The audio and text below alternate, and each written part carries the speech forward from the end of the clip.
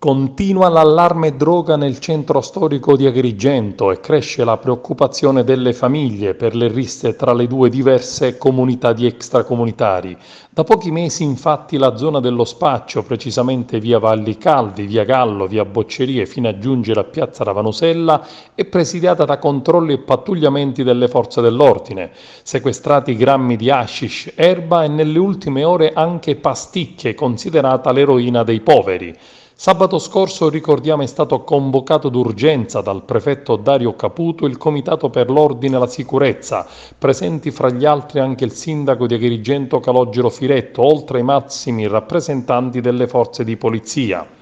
Incontro che ha rimarcato la fermezza e la determinazione delle istituzioni al servizio del territorio contro ogni forma di violenza e di illegalità, ma anche la necessità di cercare un dialogo tra le diverse etnie presenti nel centro storico agrigentino per evitare uno scontro civile pesante. La zona, abitata da sempre da extracomunitari di origine senegalese, è oggi frequentata anche da gambiani, con i quali è sfociata la rissa, con arresti e perquisizioni varie.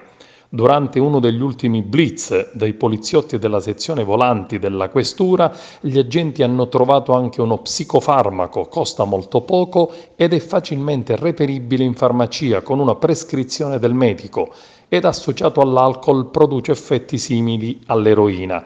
È considerato infatti l'eroina dei poveri. I controlli nella zona individuata in una delle arterie della via Atenea andranno avanti per come è stato deciso durante il Comitato per l'Ordine e la Sicurezza Pubblica, con sistematicità fino a quando il fenomeno dello spaccio di stupefacenti e dei dissidi tra le diverse comunità di immigrati non si fermerà.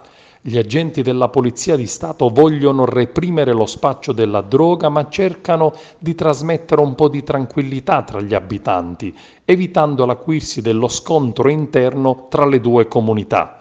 Nelle ultime ore i poliziotti della sezione volanti, assieme agli agenti della Polizia Municipale di Agrigento, hanno effettuato un nuovo rastrellamento, trovando droga ed arrestando alcuni di loro senza documenti di riconoscimento. Portati in caserma, dopo poche ore sono stati rilasciati.